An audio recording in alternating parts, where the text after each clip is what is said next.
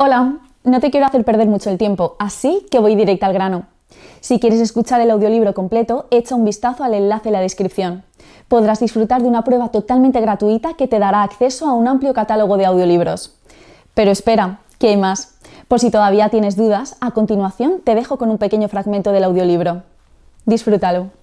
Silver, and that it, therefore, must become Rome's colony. For generations, unscrupulous politicians in need of a lot of money in a short time came to Iberia as governors. Their brutality caused a major rebellion, while Roman class divisions were about to lead to a civil war. Viriatus is remembered as being a better example of traditional Roman virtue than any Roman at the time. I was only a boy when Servius Sulpicius Galba came to Cauca, promising us land and peace. But instead, he divided us into groups, separated us, and disarmed us. We believed the Roman lies. Then he killed 10,000 men and took 20,000 women and children and sold them into slavery in Gaul. Many of my people killed themselves rather than becoming slaves.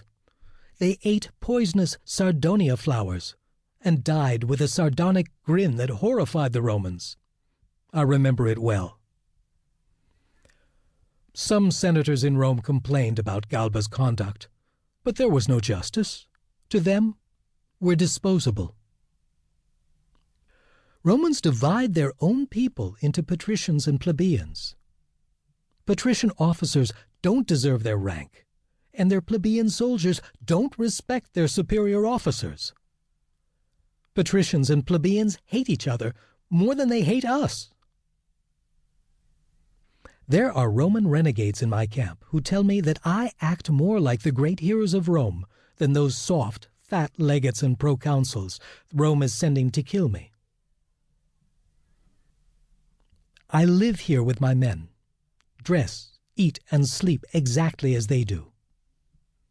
In Rome, they call me Dux Latrocinorum, a leader of thieves. They say there's no honor among thieves, but we're men of honor, and we fight better than the Romans do.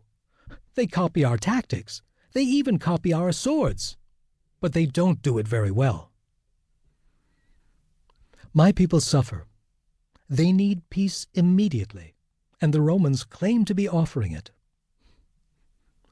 I don't trust them, but I do trust my 3 lieutenants, Audax, Didalcus, and Minurus. They're negotiating peace terms with the Roman consul Quintus Servilius Caepo right now. I feel safe in their hands. Translation list. Roma necesita esclavos. Rome needs slaves. Cultivamos aceitunas en Bética. We grow olives in Betica. En Hispania, el que resiste gana. In Hispania, he who resists wins. ¿De dónde viene este centurión? Where does this centurion come from? No comerciamos con nuestros enemigos. We don't trade with our enemies. Chapter 3. Trajano. Introduction. The Spanish emperors Hadrian and Trajan are remembered as the very best that Rome ever had. Trajan, whose mother was a native of Spain, is especially revered in history because he broke the taboo and extended the limits of the empire north of the Danube. At this time, Spain was rich, Romanized, and resplendent. Who am I? Are you really asking who I am?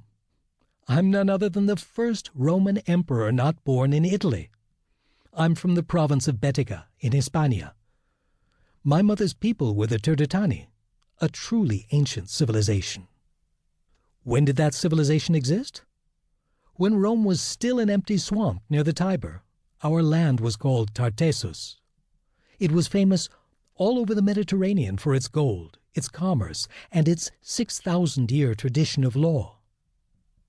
But Tartessus is gone now, and Rome dominates the world. How did Bética become so important to Rome? We export the best olives.